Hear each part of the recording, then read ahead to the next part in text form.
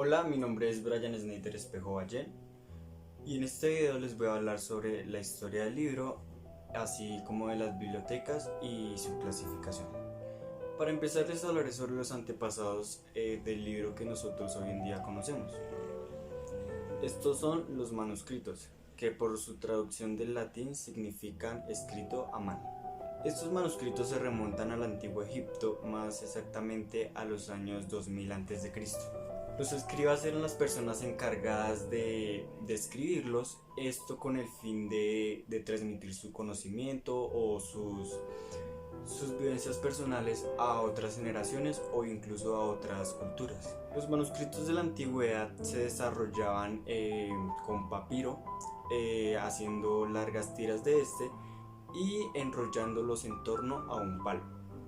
Esto cambió en el siglo II a.C., ya que con la creación de la biblioteca de Pérgamo, los papiros fueron sustituidos por piel de animal recortada y procesada, a lo cual se le llamó pergamino. De este modo también cambió la forma del libro, ya no se realizaba con papiro en torno a un palo, sino que se empezó a utilizar pequeños cuadernillos en donde se cosían las hojas para de este modo asemejarlo más al libro que conocemos hoy en día. A estos encuadernados se les llamó códices. Bueno, esto en la antigüedad, pero como nosotros bien sabemos, los manuscritos no se quedaron solo en la antigüedad, sino que trascendieron a más épocas. En la Edad Media, como ya lo mencioné anteriormente, eran más conocidos como códices y eran fabricados por los monjes, en donde plasmaban sus conocimientos religiosos para poder expandir su religión. A finales del siglo XIII, los códices empezaron a ser sustituidos por el papel, ya que este era mucho más asequible y su costo era mucho menor. El papel era proveniente del oriente de China y era realizado con seda o con fibras vegetales. También había papel que era fabricado y provenía de Italia, que era mucho más costoso debido a la filigrana, en donde con hilos de metal se realizaban trazos para formar imágenes en alto relieve. Los manuscritos siguen existiendo en la actualidad, aunque ya se utilizan un poco menos o han cambiado y se han convertido en otros formatos, pero al fin y al cabo siguen siendo manuscritos y muchos de los antiguos manuscritos se encuentran en las bibliotecas públicas y privadas, en donde están bajo un estricto cuidado y están custodiados y ordenados topográficamente. Esto quiere decir con una combinación de números y letras que indican su contenido. Luego de que la producción del libro estuviera centrada en los monasterios, se empezó a desarrollar también en las ciudades. Bajo el mandato de San Benito, la producción del libro, así como su lectura, empezó a ser vista más como una actividad que promovía el trabajo manual, y la lectura era recomendable especialmente en épocas de Cuaresma. La imprenta manual apareció en el siglo XV, cuya técnica consistía en reproducir textos mediante planchas de madera grabadas con alto relieve. Estas planchas de madera eran estampadas en una superficie de papel. De este modo conseguían plasmar en las hojas los escritos e imágenes. La prensa manual empezó a ser utilizado en distintas partes del mundo, pero a pesar de su avance, la labor seguía siendo muy difícil y muy demorada. Luego de esto, en la época moderna, más exactamente en el año 1799, surgió la imprenta mecánica, así como la revolución industrial. Esto causó un gran impacto en la sociedad, ya que las personas empezaban a reclamar sus derechos a la información y deseaban adquirir más conocimiento. La imprenta mecánica supuso un cambio en cuanto a las tablas de madera que se utilizaban en la imprenta manual, ya que estas fueron sustituidas por planchas de metal que eran montables y desmontables, lo cual facilitaba la tarea y hacía que la producción de libros fuera más rápida. De esta manera, y por medio de la impregnación de tinta, se lograba que los escritos quedaran plasmados en el papel por medio de la presión. Como mencioné anteriormente, la imprenta metálica fue creada en el año de 1799 por el señor Louis Robert. En 1814, el señor Friedrich Koenig inventó la prensa impulsada a vapor. Esta incluía cilindros de presión y rodillos entintadores. Esto supuso un gran cambio, ya que las impresiones se realizaban de manera automática y en un tiempo mucho más corto. También eran mucho más precisas las impresiones que quedaban en el papel. De esta manera se va dando el avance hasta el libro que conocemos hoy en día. Aunque además de esto surgió, gracias al avance de la tecnología, el libro digital o electrónico que nosotros hoy conocemos. Este formato de libro permite una accesibilidad mucho más amplia desde cualquier parte del mundo, teniendo accesibilidad a la red. Estos formatos son conocidos como ebooks y trajeron consigo los e-readers, cuya función es proporcionar nuevas herramientas para la lectura. Los ebooks contienen ciertas ventajas en comparación a los libros en físico.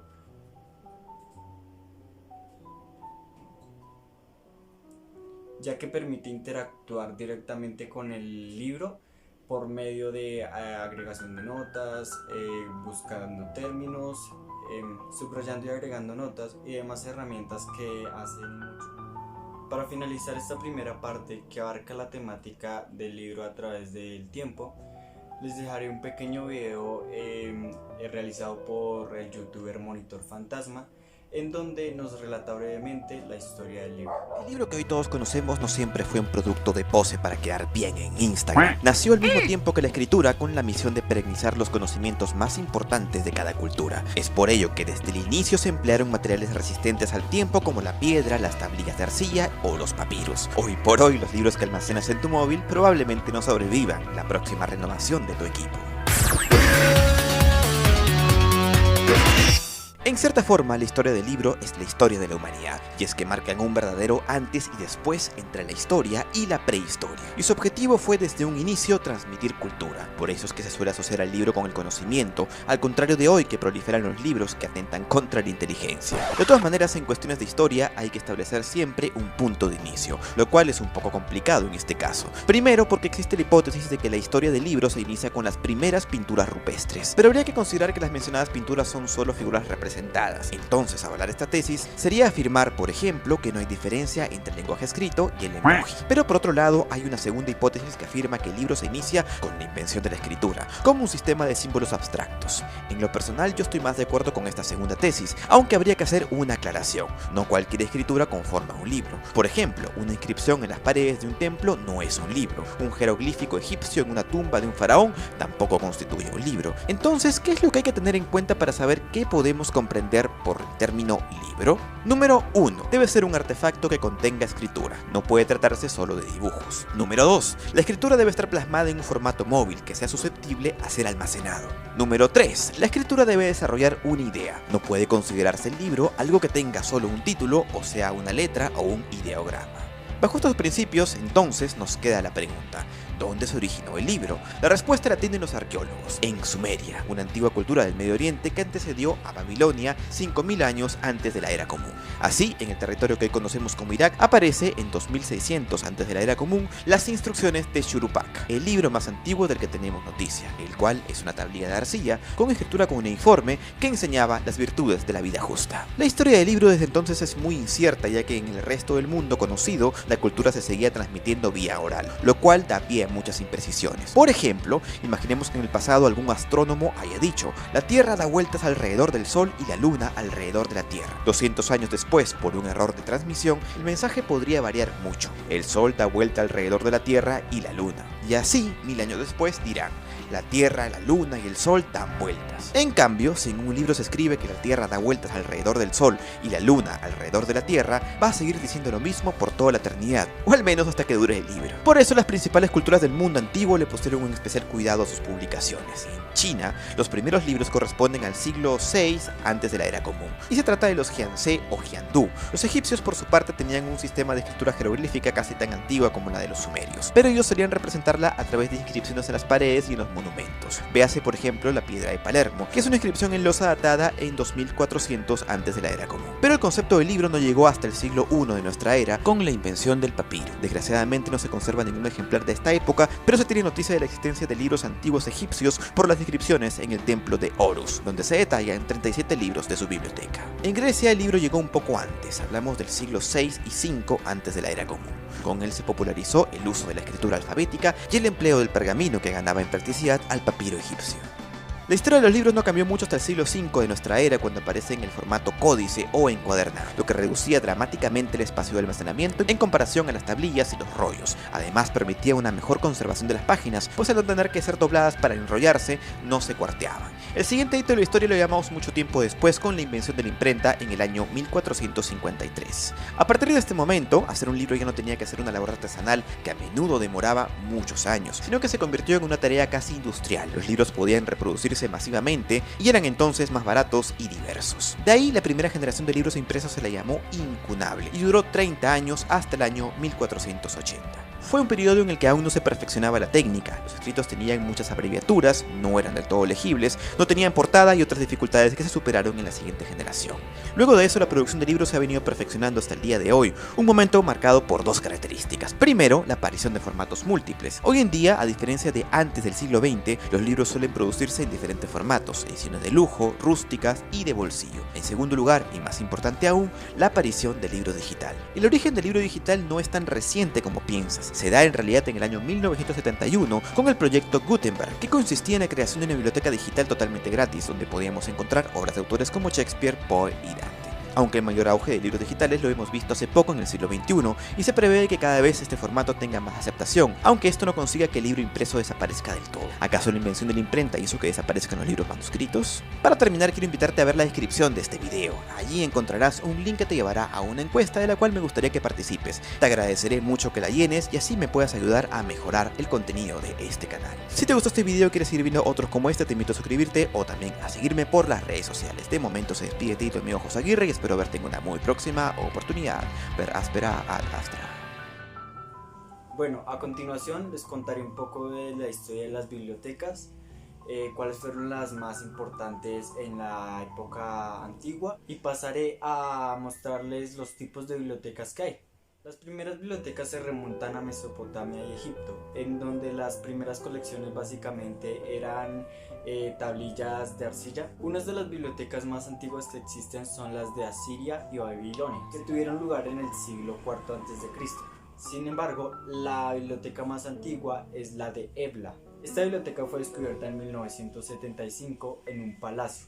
Constaba de 2 habitaciones, en donde se hallaron más de 20.000 tablillas colgadas, y ya en esta época se utilizaba la clasificación porque en los lomos se encontraban signaturas topográficas. Dos de las bibliotecas más conocidas son la de Alejandría y la de Pérgamo, cuya rivalidad era evidente. La biblioteca de Alejandría es conocida como el primer centro de documentación del mundo, ya que allí era muy concurrido para que las personas fueran a formarse y adquirieran más conocimiento, así como también llevaban de otras culturas más avances o conocimientos que tuvieran.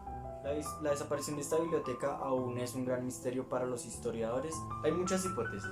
Unos hablan desde un ataque en la época del César y otros se refieren a un ataque por parte de los cristianos.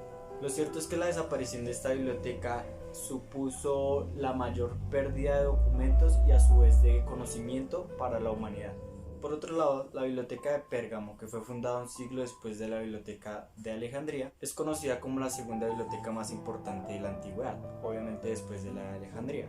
El acervo de la biblioteca de Pérgamo constaba con más de 200.000 volúmenes de documentos. Como lo mencioné anteriormente, la rivalidad entre estas dos bibliotecas supuso un gran cambio en la historia del libro, ya que al ver que la biblioteca de Pérgamo estaba creciendo y se estaba convirtiendo en un rival muy fuerte, la biblioteca de Alejandría promovió un bloqueo para que no pudiera llevar más papiro a la biblioteca de Pérgamo. Esto obligó a la biblioteca a utilizar otros métodos para la elaboración de los libros, surgiendo así el pergamino. Por otro lado, las primeras bibliotecas cristianas aparecieron en el siglo IV en los monasterios. Estos monasterios se regían según las reglas de San Benito, que establecía dividir la jornada entre trabajo manual, oración y lectura. y esta podría ser privada o como parte del trabajo. A partir de la creación de la imprenta y toda la revolución que esta trajo consigo, pues ya era más fácil crear los documentos y no tenía que utilizarse tanta mano de obra. La lectura se volvió mucho más relevante y luego de la Revolución Francesa en 1789 surgió el concepto de biblioteca que conocemos hoy en día. Ahora les explicaré cuáles son los tipos de biblioteca y cómo funcionan cada uno. Las bibliotecas universitarias se encargan de apoyar bibliográficamente los objetivos de las universidades.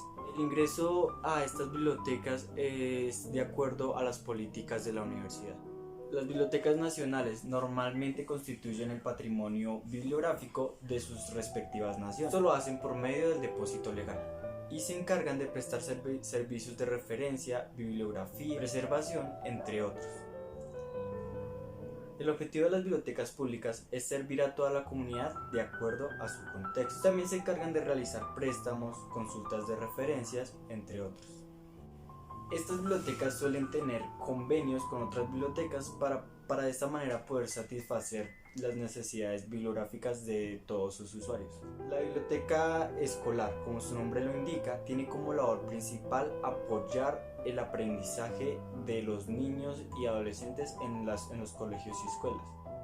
Las bibliotecas privadas están dirigidas a un determinado grupo de personas, por lo que de acuerdo a sus políticas, los servicios que esta biblioteca presta no están dirigidos a todo el público.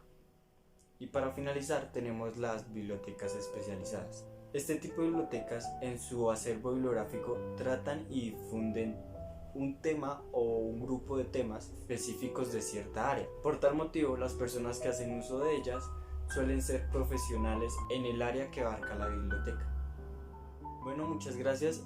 Aquí concluye el video de la historia del libro y de las bibliotecas. Espero que hayan entendido y que haya quedado bien clara la explicación.